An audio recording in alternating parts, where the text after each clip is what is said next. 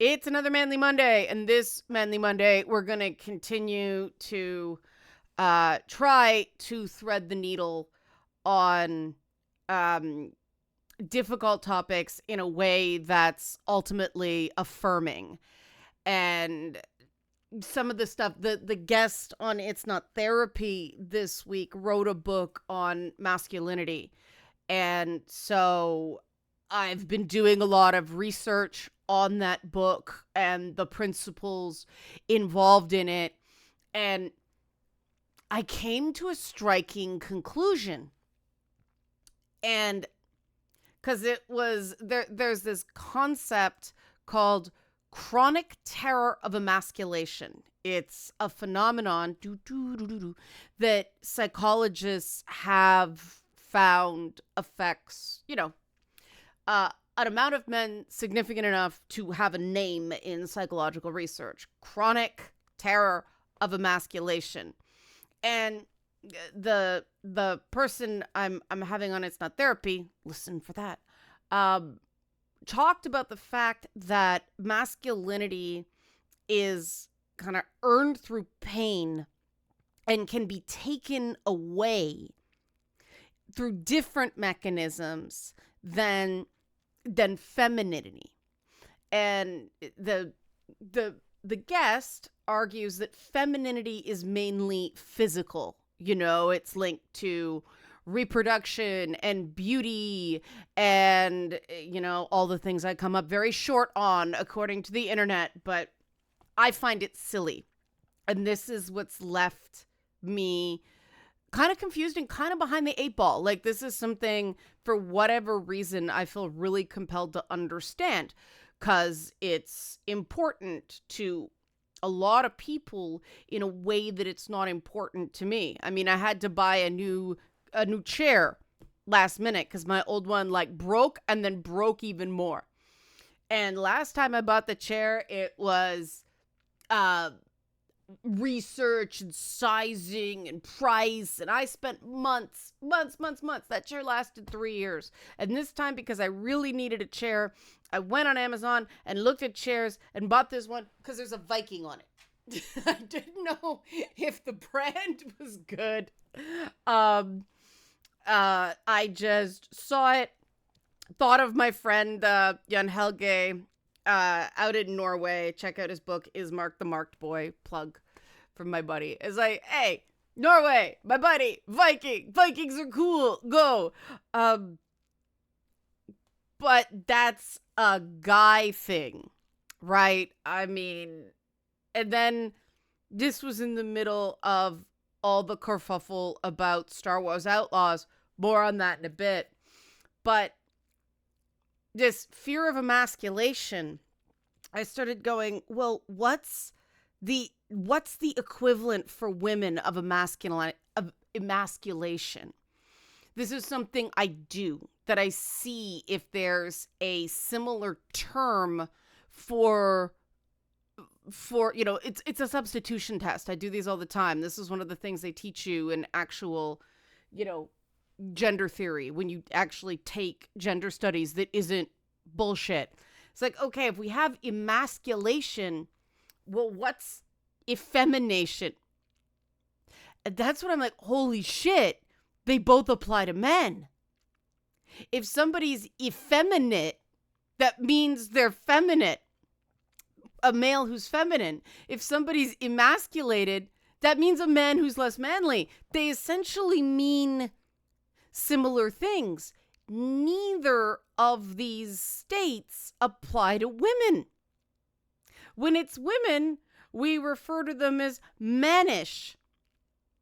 And it's interesting because the theories in the men's mental health space are completely counter to the theories you get in gender studies, because in the men's mental health space, it's that men spend all their time avoiding being feminine. Whereas when you do gender studies, they go all the way back to the Greeks, and, Aristotle writing about femininity is something lacking. And perhaps they're the same things said a different way, but there's something quite profound I think, going on here that explains some of these things that are going on in pop culture. With the, I don't know if y'all saw the thing with Fallout and the poster that a guy fixed. I'll see if I can pull it up here. I should have had this ready. But someone took Ella Purnell's the poster of Ella Purnell and like just made it ridiculous. But then I did a deep dive into the whole thing because I do a deep dive on everything. And there are butt mods for Fallout, and it's all pretty ridiculous. I can't find the thing now. But I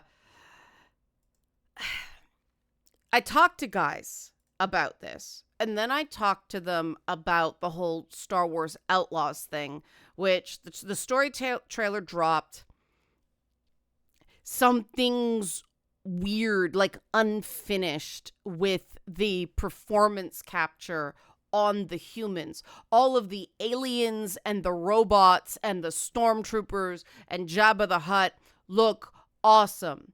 But all of the human faces, something's off, and it's even a downgrade from the first trailer they put out. So whatever that happens, I just think, okay, they rushed it. Marketing set a deadline and didn't care about whether the devs would actually be in a place to meet that deadline. It's like, too bad, just give us something. We have to hit it this quarter, right?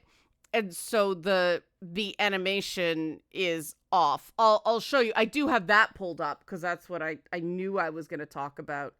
But okay, so this is from Eric Kane's article in Forbes about it, and I apologize for the understance underwear ads in the corner.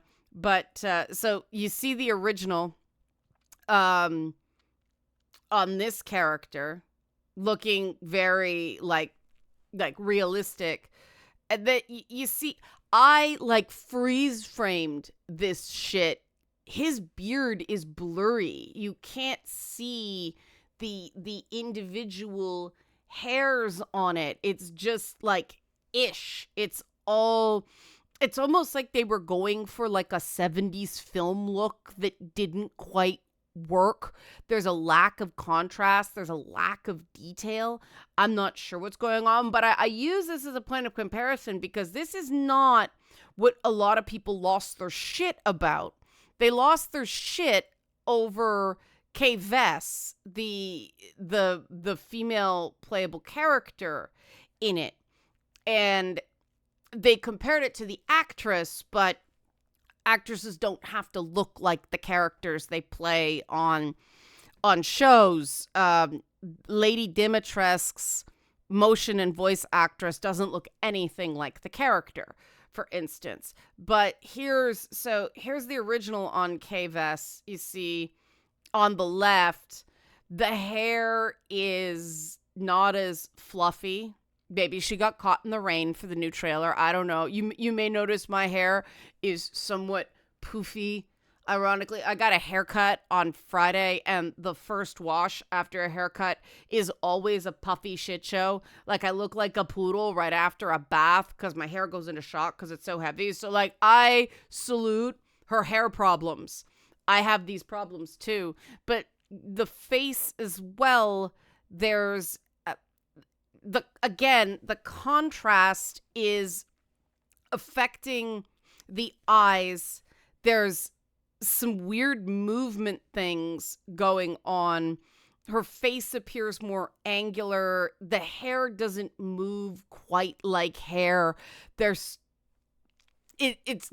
unfinished. And that's all I thought.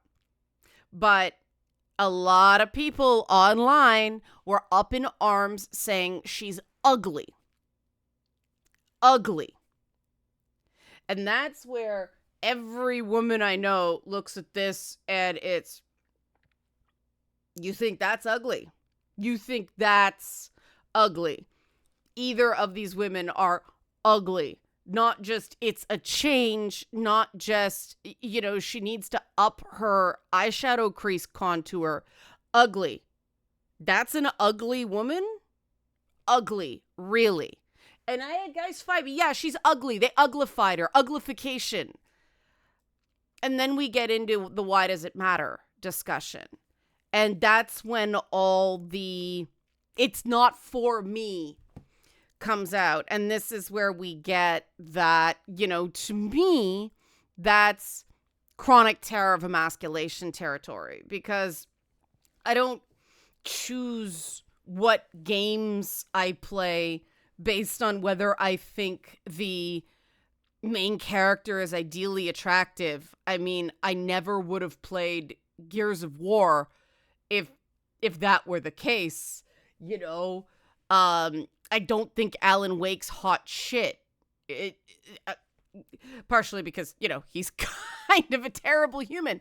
But you know what I mean, right? Like, that is not... I don't decide whether a game is for me or not for me based on the appearance of the main character. And there's something very real going on here. And I do think because of the way everything's hyper focused, hyper critical on any depiction of a woman anywhere, that we lose sight of sort of the male part of the equation, which is why I went through the trailer with a fine-tooth comb, looking at the men in the trailer, not just the women. All the faces look kind of low contrast and out of focus. There's an odd kind of yellow 70s film look on it that isn't shared by the surrounding environment. And I mean, again, Jabba looks freaking great. And one guy I talked to said, Jabba looks great is not something I'd ever hear. I happen to think Jabba looks cool, okay? But why the freaking out? Why? And the, oh, they're sexist. Oh, they're man children. And it's not hateful. It's reactive. It's not an angry response. It's a panic response. And I find that fascinating because, as I said to one guy I talked to, I said, I have no experience with anything ever being for me. I was young when it was 18 to 24 male. And now that all these games are coming out that are allegedly more female friendly, I'm too old to count. So nothing's ever been for me. I've always had to pick what I like to play, keeping in mind that I'm not the primary demographic for this shit. And not even the secondary demographic, not even. Like, if I like something, great, but there's always gonna be stuff that I'm gonna end up kind of playing around or rolling my eyes at, like the weird sex stuff in the Fallout TV series. It didn't add anything for me. I get that it's Amazon. They like the weird sex shit in everything, I guess because The Boys is their big breakout hit, but I didn't need that in Fallout. I didn't want that in Fallout, but Ella Purnell's fantastic. The guy who plays Maximus is really good. He put a lot more into that role than I think a lot of other people would. And I joke, semi-joking, it's true. The ghoul has the best perk in the series, the Walton Goggins perk. And I don't worry about whether I think Lucy in Fallout has a flat ass. I care that she is cool because you can see that she's like an intelligence, charisma, luck build, which is very neat. That's an advanced move as a Fallout player. That's the build you play in like your third or fourth go around. That's what nobody starts with. They do a build more like Maximus, which is very much a strength endurance. Not sure about agility. I thought he was also agility for a while, but there's a couple things that make me think he's not. The Ghoul's got a ton of agility, and like they go right. They've specialed. They've done the special builds on all the characters, and it did some really neat things to the writing, because Lucy is basically a deliberate Mary Sue, right? She can do things she has no training for, and everybody likes her because of those high luck and charisma scores. But they do show her doing hand-to-hand combat and small weapons trading right off the bat, so I think a lot of people didn't catch the luck element, or the people who did played the game and know what the deal is. But yeah, I thought that was really clever. I mean, I love Jonathan Nolan and Lisa Joy's stuff. I loved Person of Interest. Episode 2 is a Person of Interest homage. Love it. I really like Westworld right to the end. Season 3 was but you know, I really like their stuff, and I was glad they did a really good job season 1, but do I care if anyone is hot on that show? No. You know? Oh, but you're a woman. No, but I do like I was kind of bummed that there was no character in Baldur's Gate 3 that I actually, party member that I found hands down attractive. Just none of them. Karlach was the closest, and I like that Asterion short, but he's Asterion. He's in his own category. I don't feel like something's not for me if I'm not soothed by pretty people. And that's not because I don't like pretty people, right? It's just I don't use that as a reflection of what the piece of media thinks of me. And a lot of men do. And it's easy to say, oh, grow up. Oh, educate yourself, work on yourself, all that stuff. Now, if this chronic terror of emasculation theory is correct, that's just feeding into that. And we're losing some of these guys. And I think that one of the things that is the constant back and forth with media is that everybody likes something different. And, for instance, in The Mandalorian season 3, like Katie Sackhoff's a very attractive woman, but the shit they did to her face, smoothing it out to hide eye creases, like it took away from it for me. I would rather they just used her actual face and stopped either trying to make her look younger than she was or more like the cartoon. Just let her be her. We don't need a one-to-one. But obviously that wasn't for me. Right. Similarly, I don't want paramedics in a show or firefighters on a show to look like models. I want them to look like paramedics and firefighters, because it bugs me if it just seems out of place. And other people would be, oh, it's not real, it's not fantasy. Yeah, I get that. I totally get that.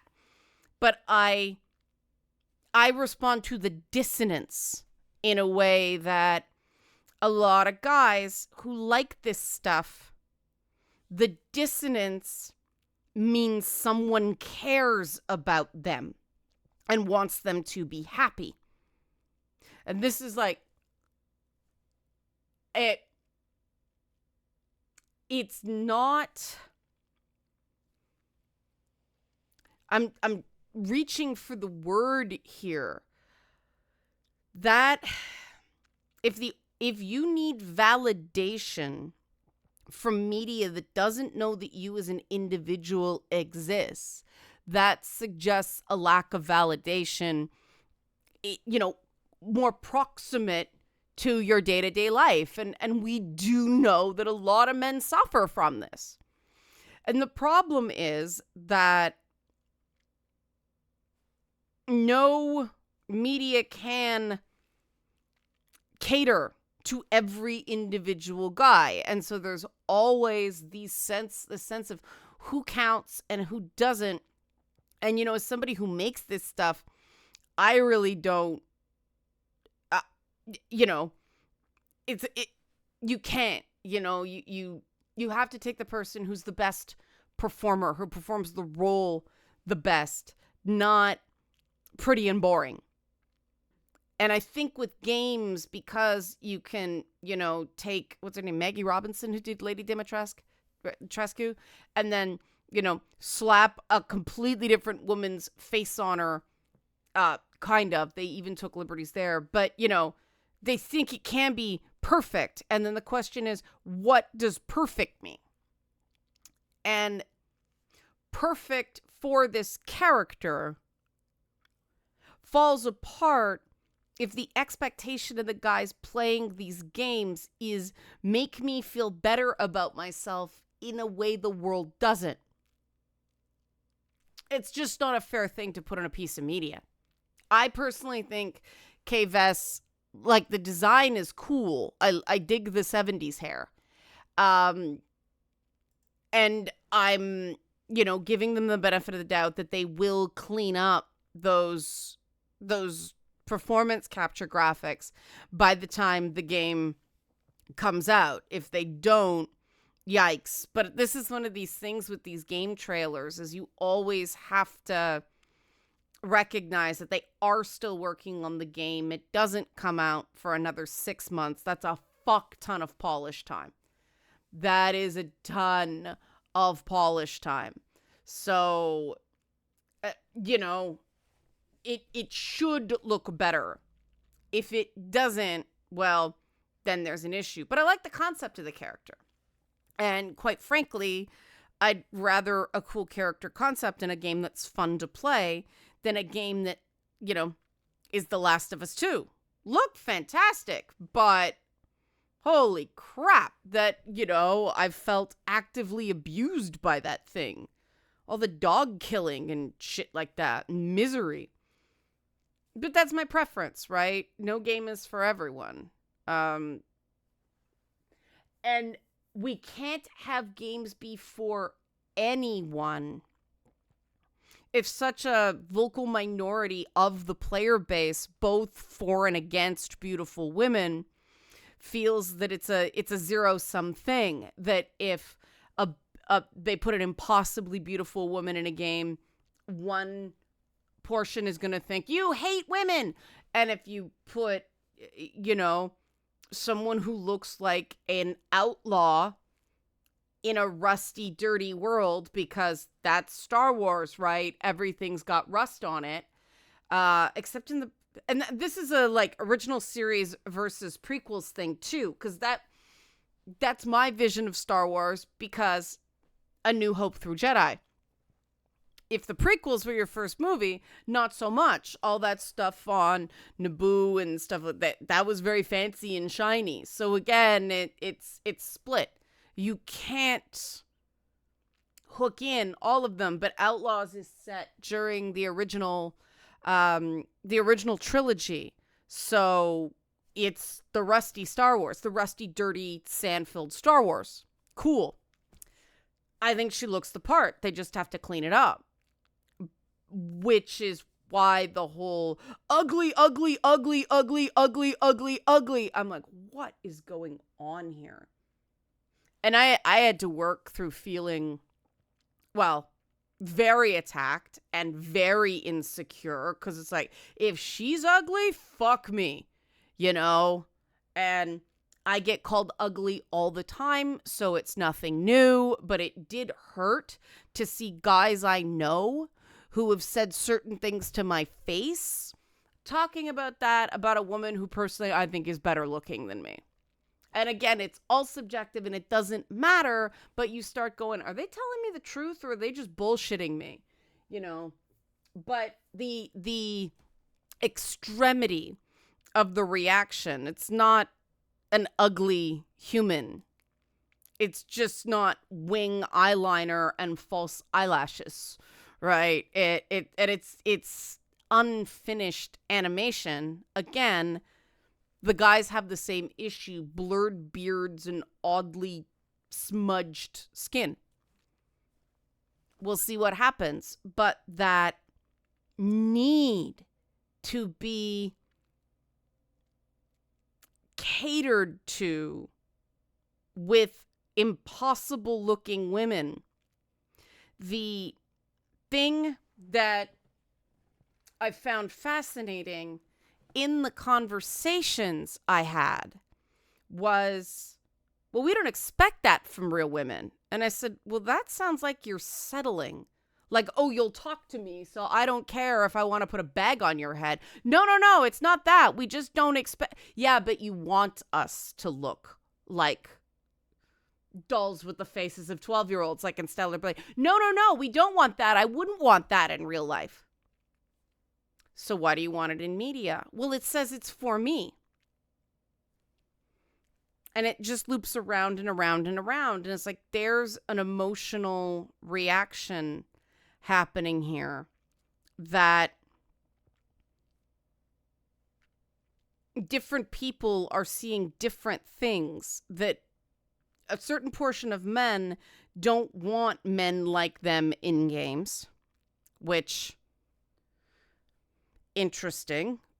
Not sure what that means. I don't know if it's a social comparison thing, right? If we follow the chronic terror of emasculation, well, what if that guy like me is better than me or more charming than me or something that makes me feel inadequate because here's a guy like me, but he's a better me than me. Maybe. I don't know. The point is that we've got reactions that are, and this is not a dig, let me finish my thought, irrational on its face, but very intense and very meaningful. And I do think that if, emasculation affects men and effemination affects men, then yes, this particular cohort of gender roles, gender enforcement is targeted at men. And of course, what makes a woman mannish, not feminine? Well, being less beautiful, acting more like a man is supposed to. And so in a way, the enforcement of the feminine through the appearance of the characters sent a message to the men about what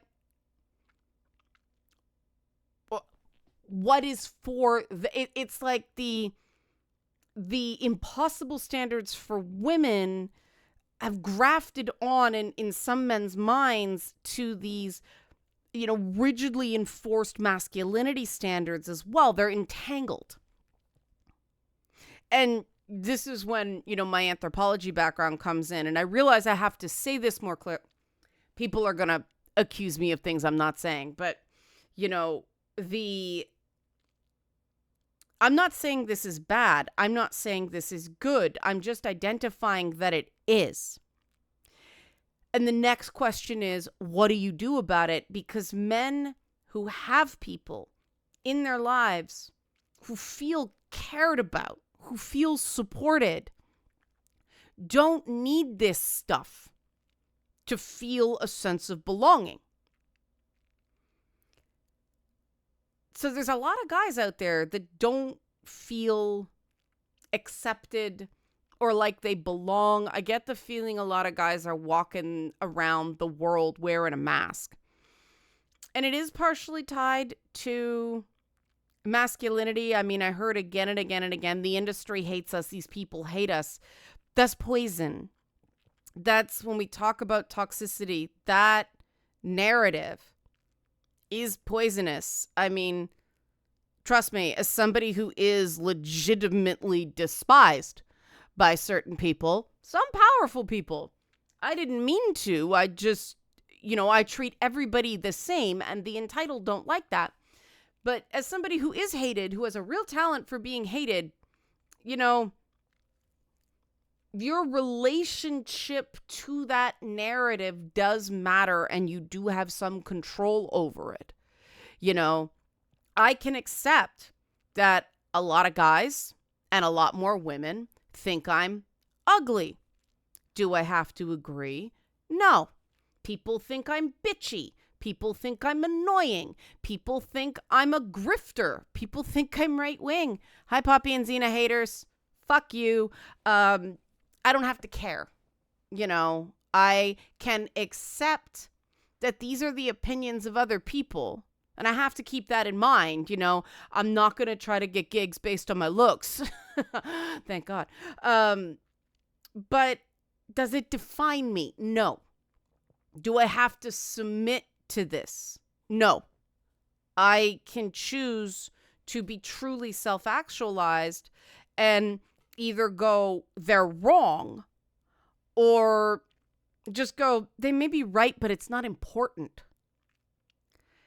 And that's what we've got to give to not only these men that feel personally attacked by bad CGI. I mean, that was it about She-Hulk, right? Bad CGI. Oh my God, it hates men. Really weird. But there's also the other side, the feminist frequencies, the women that can't handle those upward social comparisons in games. Lara Croft had to get nerfed into a girl next door. She's not, again, that's not the right depiction for Lara. She's not a girl next door. She's not ordinary. She's exceptional. Similarly with, the whole Mortal Kombat and Mass Effect, anticipating what people would think. And quite frankly, I think that they got this wrong. That, taking out the Miranda butt shots and the original costumes only to sell them back to the people as DLC. That's when I dropped Mortal Kombat. Fuck you. I don't think most women are bothered by the costumes in Mortal Kombat, because this is a game where people break each other's spines and shatter their skulls, and they fall down and they just get back up again. I mean, it's so outside of the realm of reality that your brain just goes to a different place. There comes a point where there's not enough material to make an interesting costume, but that's another argument. Miranda and Mass Effect, the camera lingering on her ass, well, that is what she was designed by her father to draw. So those camera angles are storytelling, and taking them out does, in retrospect, I hated Miranda in Mass Effect 2. My canon playthrough is she was the only one who died, and I was happy. Saving everybody, my second playthrough, not as satisfying. I really liked that she was because the perfect woman, right? But then how they evolved her, and the fact that her last line in Mass Effect 2 is nobody's perfect, not a great character conception off the beginning. They caught it in the third game. Leave the original as it is. Sometimes your mistakes become something that cheapens the work if you retcon. Sometimes as an artist, you have to leave it alone. Like this is, if I thought Princess Sparkle Muffin was going to be the lead in a game I was going to make, I would have designed her totally different. But it's like, all right, this is interesting. I'm going to run with it and not change it. I'm going to build up the cast with different types of people and show that there are different ways to be a good person and different ways to be a hero. And that, I think, is not being stressed enough in people's individual lives, men and female both, but definitely men in a particular way, in a particular extreme in this enforcement of masculinity, is avoiding weakness, seeming weak. That's really what it comes down to, that if you say, hey, I'm struggling, well, it's weak and that's violating masculinity. No, it's not. No, it's not. Meeting your own needs is strength. It's maturity. And anybody who would mock you, male or female, for saying, hey, I need help, they don't deserve to be in your life. And I do think a lot of men, because the emasculation process is so brutal, is so abusive, that gets lost. The fact that you matter, the fact that, you know, anybody who would shame you for asking for help is probably abusive. Because it's so normalized, they don't realize that. And developing better skills, doing better, setting better norms, it benefits everybody. That's the only way forward. That's the only way to better, is not doing that, you know, because happier men means happier women. You know, more mature men means happier women, and more mature women means happier men, right? It's all connected. You can't have one without the other. And I forgot to do the help support this channel off the top, so I'll do it now. Help support this channel. Become a monthly patron. Patreon.com/LeannaK, or buy a one-time Leanna Care session for someone who can use it but can't afford it. Coffee.com/LeannaK. We did meet our goal last week. Thank everybody so much. You're awesome. Let's do it again this week, and I'll be caught up for the month. Woo-hoo. You guys are awesome. Thanks for watching Manly Mondays.